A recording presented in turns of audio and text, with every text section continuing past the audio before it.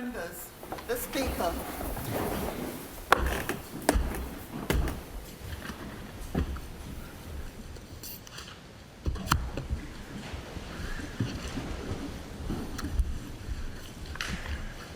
Members, I'd like to welcome to the public gallery this evening the Honourable His Excellency the Honourable Kim Beazley, Governor of Western Australia, who's here to hear his daughter's inaugural speech.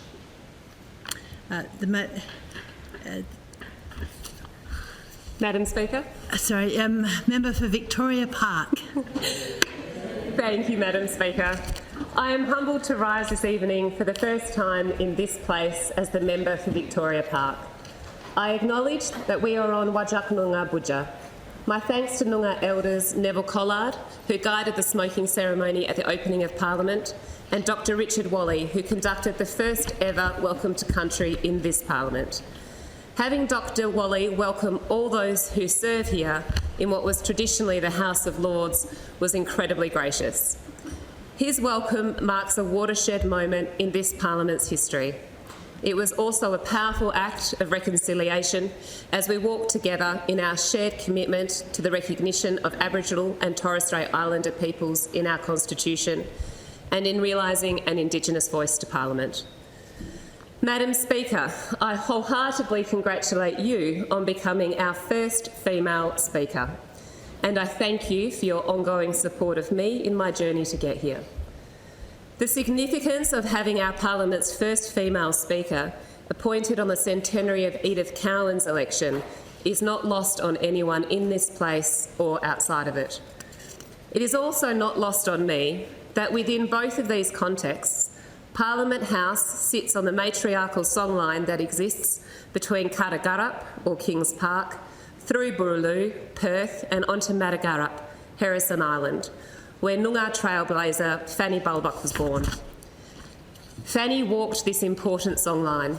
She lived through the British colonisation of Perth and was the granddaughter of Yelagonga and the niece of Yagan. Fanny was a resistance fighter who fiercely defended her values, traditional rights and country, while maintaining a clear rapport with many of the newly arrived settlers. Fanny Bulbuck's legacy offers a masterclass to those of us seeking to be strong female voices for and leaders of our communities. It is right that she is remembered today at the beginning of a Parliament that sees a record number of women elected to its benches, including 2 powerful Aboriginal women and the first ever Aboriginal woman in the Legislative Council. I also congratulate Premier Mark McGowan, his ministry and government on an historic election victory, a tangible realisation of the Western Australian people's approval of your government's first term, with its focus on real action, social justice, prudent financial management, fairness and common sense. And Premier, I thank you not only for your personal support of me, but for the glow of your popularity imbuing the fantastic election results in my electorate of Victoria Park. I love Victoria Park and its people. It's over 90 years since the electorate of Victoria Park was created. For all but 8 of those years, Victoria Park has been held by the Labor Party. And I thank the most recent member for Victoria Park, my friend and former Treasurer, the Honourable Ben Wyatt. Ben served our community with distinction, retiring while still enjoying immense popularity and respect. Ben remains much loved by the people of Victoria Park and has left big shoes to fill. As have all former members of Victoria Park. I have a whole wardrobe full of shoes to fill. Our community has enjoyed treasurers, premiers and opposition leaders as their local representatives. Another friend of mine, former Premier and member for Victoria Park, the Honourable Dr Jeff Gallop, rang me the day after the election to reiterate the expectations of our community. They expect their member to make a difference, and I intend to do just that. For all those shoes to fill, none have been heels. I am the first female member for Victoria Park. To be the first of anything is an achievement. To be the first woman is an absolute privilege and a responsibility I welcome. To join other wonderful women in this place, many, like me, who are first-term members. At this election, there were 11 seats that changed from being represented by men to being represented by women. All of those seats are now held by Labor women. Of these 11 new members, 6 of us represent electorates that have never been represented in this place by a woman. From Geraldton in our north to Albany in our south, our ascendancy is the result of societal change forged by the vision and action of generations of women before us, together with our own determination, hard work, and in so many cases, pure perseverance. I congratulate and support you all. I am born and bred Victoria Park. I learnt to ride my bike along our local streets, cajoled my parents into scoring my diving at Somerset Pools, now Aqualife. I loved brownies and jumble sales at St Jolcomb's Hall within the grounds of my first primary school. I picked up friends on my walking route to my second primary school, East Victoria Park Primary, and waited tables at local icon Pancho's Mexican Villa restaurant. At 18, I was proud to move out of home and into my first rental on Mint Street with my best friend since kindergarten, Fleur Allen. Fleur is still one of my dearest friends today, and I take this opportunity to thank her and her family for a lifetime of love and support. The Victoria Park community made me who I am, and I am so proud to have the opportunity to repay the investment they've made in me. My family's history in Vic Park goes back generations. My maternal grandfather, the Honourable Sir Shane Portridge, his sister and my great-grandmother lived at the Broken Hill Hotel on Albany Highway. Granddad's family owned the hotel and he managed it from the late 1920s for well over a decade, and again after his return from service in the Second World War. Apparently, he was renowned for always being quick to shout the bar. He is definitely my kind of guy. Grandad had his own political life, starting as a Labor man who would listen keenly to party meetings held in the hotel's back rooms by future Prime Minister John Curtin. Shane would eventually be elected as a Liberal senator for WA, becoming a key confidant of Prime Minister Menzies. My paternal grandad, the Honourable Kim Beazley Sr., or Pop as I loved and called him, was the federal member for Fremantle. Pop entered federal parliament in the 1945 Fremantle by-election.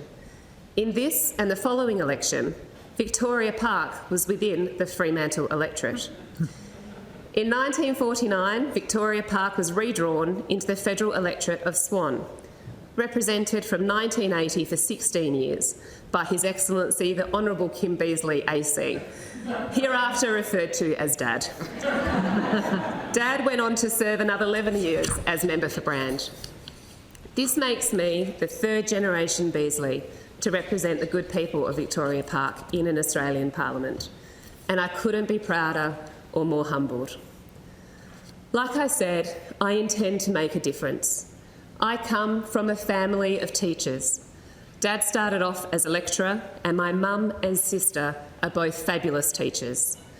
I too worked in education for almost a decade.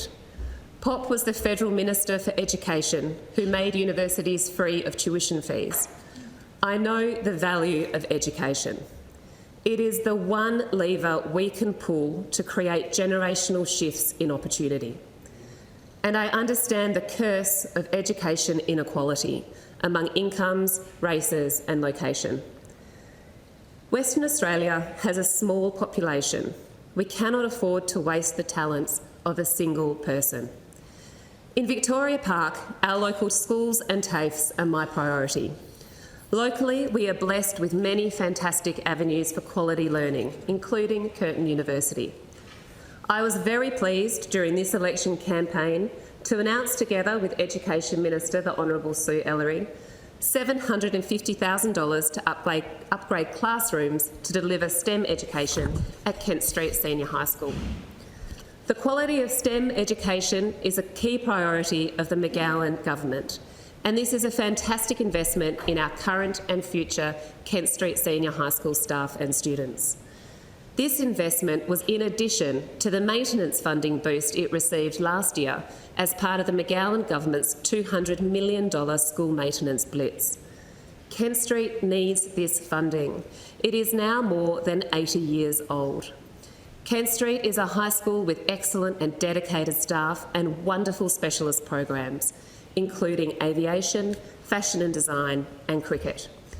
However, due to its age and the demands of servicing a growing population, a population that deeply cares about quality education, it is a school that also needs attention. I am committed to giving Kent Street Senior High School the attention it needs and deserves. My aim as the member for Victoria Park is to successfully secure further investment in Kent Street Senior High School that would see this wonderful school reach its full potential and provide an exemplary learning institution to local families for generations to come. Running through Victoria Park is the oldest train line in Perth, the Armidale line. I can't tell you how many times I've jumped on that train to take me around our great city. It's a gateway for our community and for others to visit us.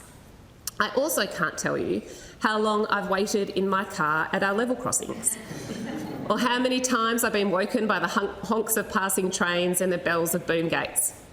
When feeling nostalgic, I actually quite find these sounds comforting, but when in a hurry, I don't appreciate the significant time being stuck at a level crossing adds to my commute. As one of my top priorities, I look forward to working with Transport Minister, the Honourable Rita Saffioti, as this government raises the rail line through Victoria Park, removing local level crossings at Mint Street, Oak Street and Welshpool Road, and connecting our neighbourhoods for the first time in almost 130 years. I am committed to helping the Minister ensure that this project is a success and that our Victoria Park community both has input into and benefits from the improved connection, amenity, security and aesthetic this almost $500 million project can create. Removing the level crossings and connecting our neighbourhoods will also help our local small business grow and prosper. Victoria Park has always been a place of growth and opportunity for small business. Our local business people define vision, optimism and energy. I consider it one of my top priorities to advance and amplify their activities. Our local small business owners, who in turn train, skill and employ our local community members, are the beating heart of Victoria Park. Anyone looking for a great coffee, a good feed, a reliable car, wonderful homewares, a satisfying book, the weekly groceries, or a friendly beer at Knockoff need look no further than Victoria Park. Our strips along Albany Highway and Archer Street, as well as pockets all around the electorate, are the epitome of endeavour and enterprise. I am a former small business owner. I understand the anxiety of making payroll. I know the inevitable sacrifices made when paying yourself last. I also understand what our businesses are going through in these uncertain COVID times. I navigated my business through the uncertainty and revenue hits of the global financial crisis. And I know that government can make a real difference when businesses operate during challenging times. During the GFC, cash injections into people's back pockets and asset depreciation relief made a real difference to my bottom line.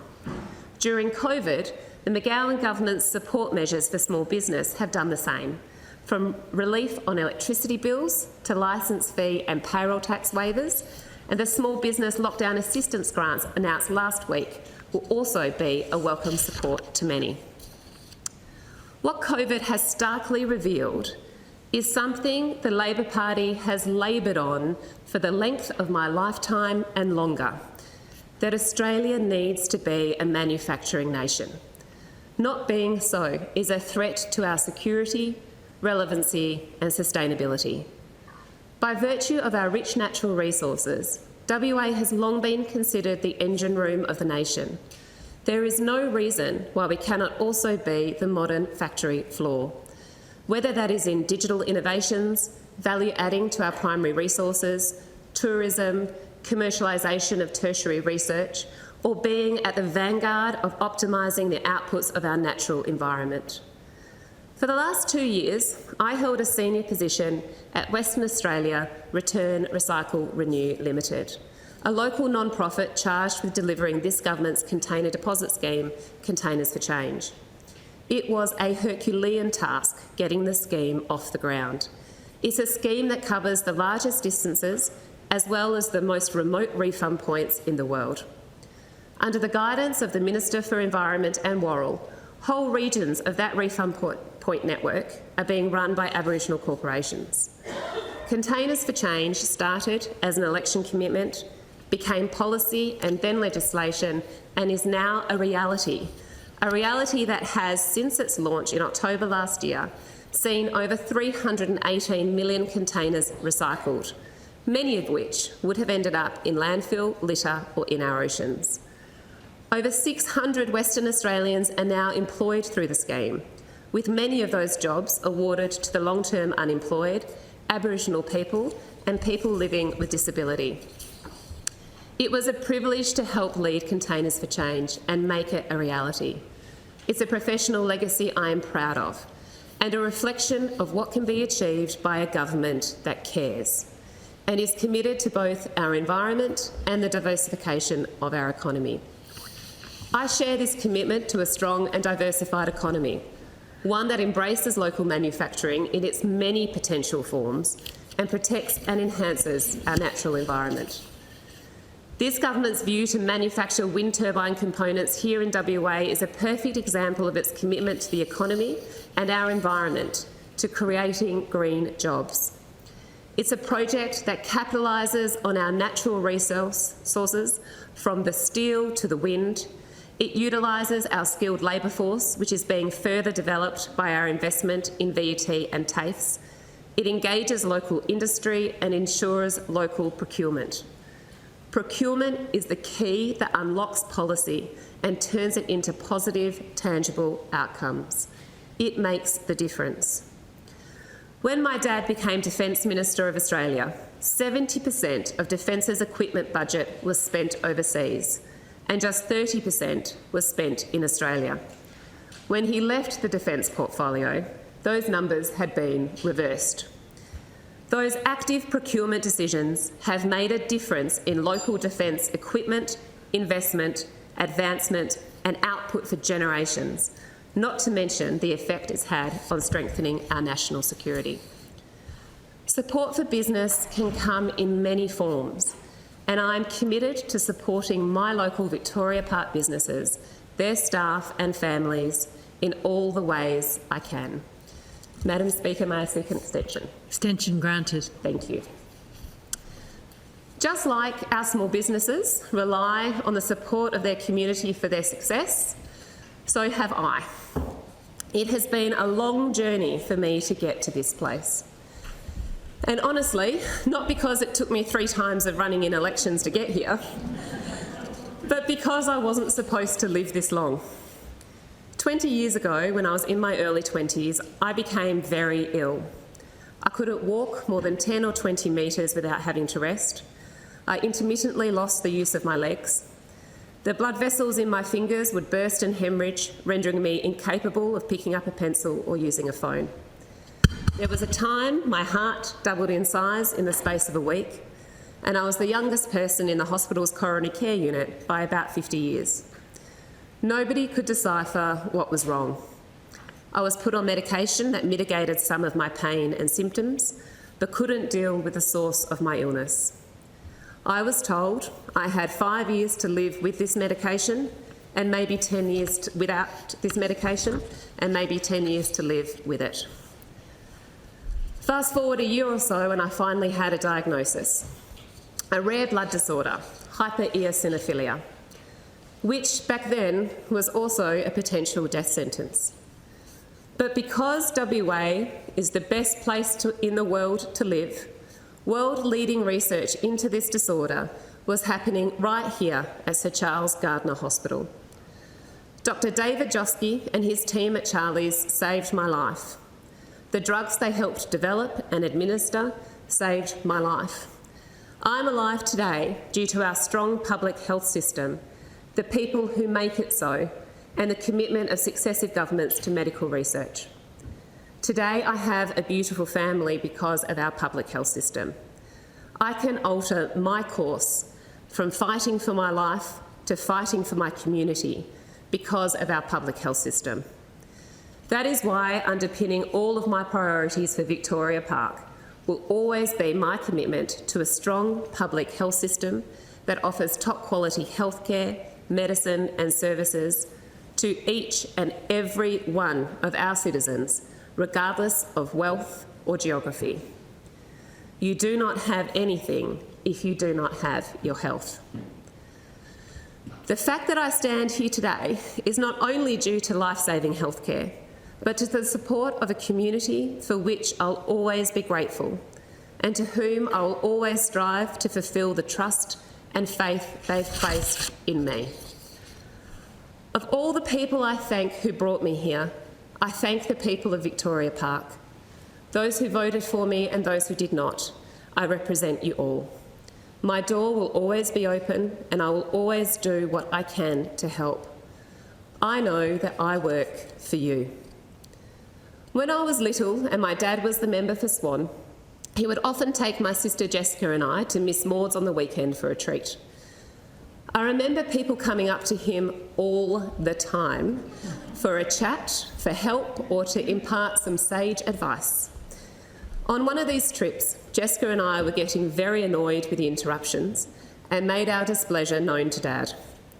Although sympathetic, Dad simply said, "These are the people who put food on our table." It was a valuable lesson about who you serve in this place, and one I've never forgotten. I thank the Labor movement. Strong unions mean a strong democracy. It cannot be overstated. A strong democracy in the workplace is the foundation for a strong democracy overall.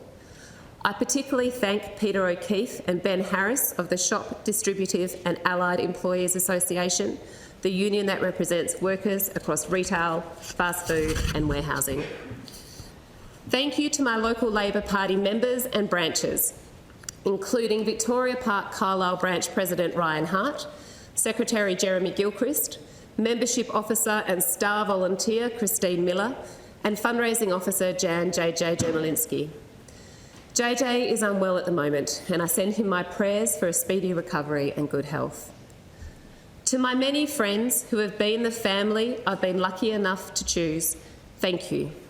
It's true you cannot make old friends, and please indulge me while I thank a few of them. I mentioned Fleur Allen and her family earlier, and I also thank another school friend, Kelsey Schwabe, who flies my flag in Broome. Alison and Darren Devonish, who keep my husband and I sane and loved.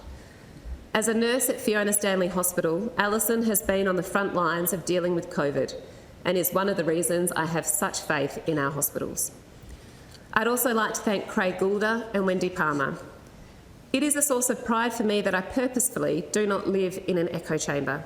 I surround myself with people of differing persuasions, opinions and passions. But sometimes you just need the quiet support of old, like-minded friends who still have the intelligence to challenge you to do better. And that's Craig and Wendy. To new friends, Sarah and Robin Trotter, who jumped in straight away with supporting the campaign and our family juggle, thank you. To the woman who a decade ago invited me to rethink how I served the Labor Party and our community, encouraging me to nominate as a candidate, Linda O'Shalem, the then Assistant State Secretary of WA Labor, thank you. And I thank the current State Secretary of WA Labor, Tim Picton, and Assistant State Secretary Ellie Whittaker for their guidance and leadership of the party. To my volunteers, many who have stood by my side for almost 10 years now, first supporting me when I ran for Riverton, home to my business's distribution centre back in 2013. Then for the federal seat of Swan, which saw us campaign heavily in Victoria Park and surrounds for 2 years in the lead up to the 2019 federal election. And now in Victoria Park, which has felt like a homecoming since the beginning of this campaign. Countless volunteers Too many to name, and many who I now consider my personal friends. They know who they are.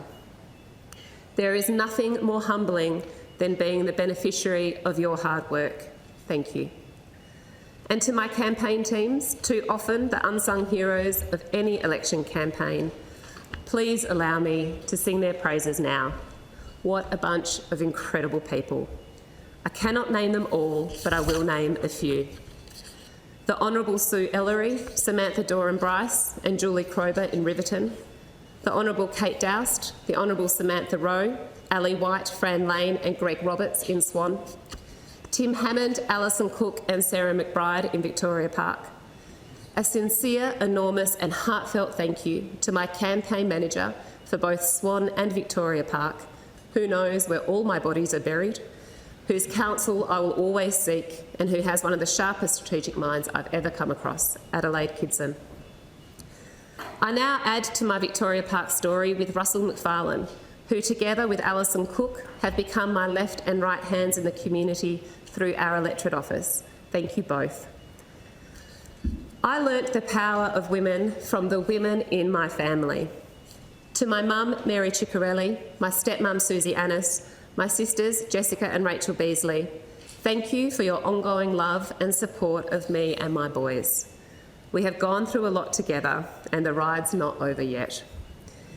Your combined strength and support formed the springboard from which I jumped into this journey, and I thank you for being both my jumping off point and my safe place to land, even if my sister Jessica remains perplexed by my desire to be in this place. In addition to Jessica, I thank her husband Philip Cormack and my 3 nephews for their support, but also for simply being wonderful and a constant source of joy for my boys. My cousins, Claire O'Malley, her husband Ben Sudlow and their girls, Justin O'Malley and his wife Natalie and their pigeon pair, Anton Wasson and his wife Sarah and their beautiful cherubs, my extended Canyon, Wasson, O'Malley, Ciccarelli and Annis families, many of whom get roped into helping on election days. Thank you. To those I have loved deeply, and I wish could be here today to witness this moment, but have departed this world. My grandma, Lady Molly Portridge, and my nana and pop, Betty and Kim Beazley. I feel your love today. I hope I am doing you proud. To my dad, Kim Beazley, whose love is the foundation on which I built myself, and who is a constant source of inspiration to me, thank you. And finally, the people I left for last so I could keep it together for the rest of this speech. My husband, Andrew Canyon, and our 2 beautiful boys, David Beazley Canyon and Benjamin Beazley Canyon. They have sacrificed much to get me here, and I know will continue to do so. Politics is a family sport, and I very much couldn't do this without them. This year will mark 22 years of love with Andrew, just over half my life. We have gone through terrible ill health, small business ownership, the death of loved ones, career changes, 3 election campaigns, the birth and raising of our boys, the challenges of having a son with a disability, and we have endured. Thank you, Andrew. Words will never do you justice. To my boys, who may one day read the transcript of this speech, know that I love you. Know that I know what this life means for you, and I thank you in advance. Know that I know you are going to make this world a better place in whatever way you choose.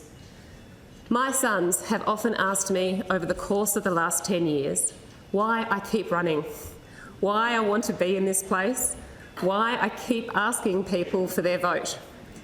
And when you're explaining such a complex idea to 2 small kids, it helps you clarify exactly why you want to be here. My simple answer has always been to help people, and that's what I intend to do. Thank you.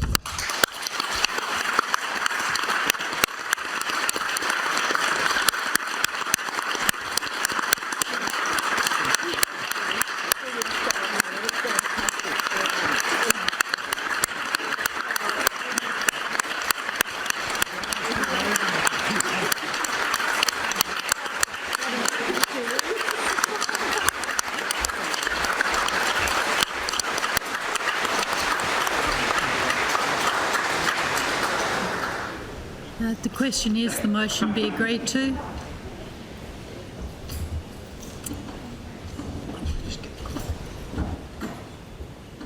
Question?